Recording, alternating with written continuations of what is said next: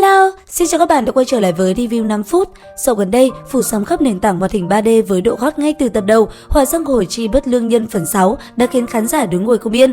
Bằng cách phục dựng lại lịch sử đất nước qua hình tượng của các nhân vật truyền kỳ, bộ phim đem đến cho người xem cảm giác lôi cuốn và không ngừng tò mò về diễn biến của những tập tiếp theo. Tìm hiểu một chút về lịch sử Trung Quốc, trong video này hãy cùng mình dự đoán cái kết của Kỳ Quốc và Mạc Bắc trong ván cờ mà tác giả bày ra nha. Ở cuối tập 4, khi Lý Tổn Lễ đến gặp Vương Hậu bằng cái sách phạt kỳ, trước khi rời đi, bà đã nhắc nhở Ba Nhĩ gửi lời của mình đến Bất Lương Soái. Có thể thấy Thuật Lý Đoá muốn cho hắn biết rằng bà thật sự chưa đứng về phe của Lý Tự Nguyên. Bên cạnh đó, pha quay xe lớn nhất đến từ biên kịch chính là chi tiết Thạch Kính Đường là tay trong của Trương Tử Phàn. Trong lịch sử Trung Quốc năm 936, Thạch Kính Đường tạo phản, cắt nhượng 16 châu biên phân cho Khiết Đan, vì thế rất có thể trong phim hắn trở thành nút thắt vô cùng quan trọng.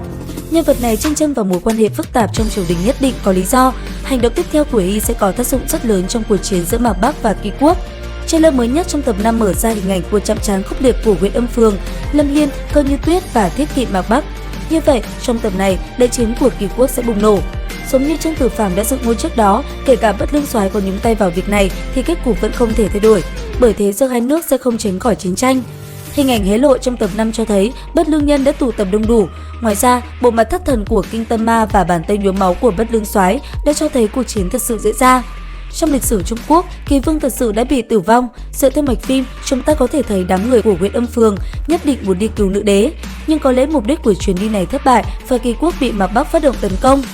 Theo dõi mạch phim có thể thấy được Kỳ Quốc là một ván cờ của Lý Tự Nguyên và Thuật Lý Đoá. Trong ván cờ này, dù đánh bằng cách nào thì Kỳ Quốc cũng không có đường lui. Quan trọng nhất là phải bị vong dưới tay Mạc Bắc. Bởi nếu Lý Tự Nguyên cho người phạt kỳ thì sẽ không lấy được lòng dân mà thuận lợi đăng cơ. Cùng với đó, Vương Hậu Mạc Bắc là một người phụ nữ có dạ tâm rất lớn, bà ta cũng cần chiếm được Kỳ Quốc để có thể mở rộng lãnh thổ và củng cố thực lực của mình. Tuy nhiên, hai kẻ tâm cơ này dè chừng lẫn nhau, lợi dụng sơ hở đó, Bất Lương Soái đã tạo ra một thế cục mới vừa vặn kìm hãm được Mạc Bắc phạt kỳ. Và trong suy đoán của mình, Bất Lương Soái hiện tại không ai khác chính là Lý Tinh Vân. Giống như Lý Tự Nguyên và Thuật Lý Đoá có chung mục tiêu là diệt vong Kỳ Quốc, thì hắn và Trương Thiên Sư cũng có một suy nghĩ muốn thiên hạ ấm no, bình an vô sự, chẳng qua cách làm của hai người khác nhau mà thôi. Và trong ván cờ của Lý Tinh Vân bày ra ở mỗi phần đầu của phim, có thể đoán ra người chơi cờ cùng hắn chính là Trương Tử Phàm. Chơi cờ vây cũng có thể hiểu đơn giản như là việc ai chiếm nhiều lãnh thổ hơn thì người đó thắng. Nhưng khi đi nước cờ đầu tiên ở vị trí thiên nguyên thì ý nghĩa cũng không khác nào là nhường cho đối thủ đi trước. Và nước cờ này xem như là nước cờ phế, bởi nó không có tác dụng gì trong việc hỗ trợ để giành lãnh thổ mà còn khá rủi ro. Tuy vậy, khi đánh nước cờ đầu tiên ở vị trí thiên nguyên, Lão Lý đã lựa chọn cách chơi công để thể hiện rõ sự ngông cuồng, bá đạo của mình. Hắn lấy Kỳ Quốc là một ván cá cược với Vương Hậu Mạc Bắc, mà con tin là Thế Tử và Kỳ Vương.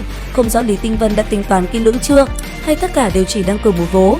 Ở trong phần 5, Lâm Hiên đã nhắc đến chi tiết cả hai cãi nhau do bất đồng quan điểm nên Lý Tinh Vân đã rời đi. Như vậy, rất có khả năng Tử Phàm đã dự đoán trước được việc này. Giải pháp duy nhất để ngăn chặn mối họa kia diễn ra là Lý Tinh Vân đăng cơ thống nhất đại lục, nhưng mà Lý Tinh Vân tâm hồn phiêu đãng, không muốn làm hoàng đế, dù biết trước hắn vẫn lựa chọn làm theo cách của mình. Con đường hắn đã chọn là trở thành Bất Lương Nhân duy trì cục diện thiên hạ, với cương vị là đại soái. Trong phần này, Tinh Vân thay Viên Thiên Cang trở thành người chơi cờ và cái cách bá đạo hắn thể hiện phần nào đã có nét tương đồng với sư phụ của mình. Không chỉ là đi ngược lại với thiên đạo, Lý Tinh Vân còn cho thấy một cái gì đó rất ngông mà Viên Thiên Cang chưa thể hiện ra được như hắn. Cho nên, không rõ Lý Tinh Vân sẽ làm gì để đối diện với thế cục trước mắt và sự dự liệu dường như vô cùng chắc chắn của Thương Thiên Sư. Sau mỗi tập phim, có thể thấy trên bàn cờ sẽ có càng nhiều quân, rất có thể Lý Tinh Vân đã lựa chọn cách chơi mô phỏng. Sau khi quan sát đường đi của đối thủ, hắn sẽ thuận nước mà đi theo, chờ đợi thời cơ phù hợp sẽ phản công và ra một đòn nhất kích tất sát. Tuy vậy, tất cả đều chỉ là dự đoán dựa trên quan điểm cá nhân của mình. Ở cuối bản xem trước tập 5 xuất hiện một người phụ nữ chống gậy. Nhân vật thần bí này có lẽ chính là lá bài tẩy của Vương Hậu Mạc Bắc, bởi Kỳ Quốc có Bất Lương Nhân hỗ trợ, lý nào lại có thể thảm bại trong cuộc chiến này như vậy. Dù thế nào đi chăng nữa thì mình tin chắc Kỳ Quốc cũng sẽ diệt vong, Mạc Bắc sẽ thành công phạt kỳ. Nhà sản xuất phục dựng lịch sử nhưng không thể xuyên tạc nó, chỉ là không biết tác giả sẽ để cho những nữ nhân của Nguyễn Âm Phường và Bất Lương Nhân cái kết nào cho thích hợp mà thôi. Trên đây là quan điểm cá nhân mình sau khi xem xong tập 4 và trailer mới nhất của tập 5, mong rằng mọi người hãy hoan hỉ tiếp nhận nó nha. Video đến đây là hết rồi, các bạn có đồng quan điểm với mình không? Cùng comment ý kiến dưới phần bình luận nhé.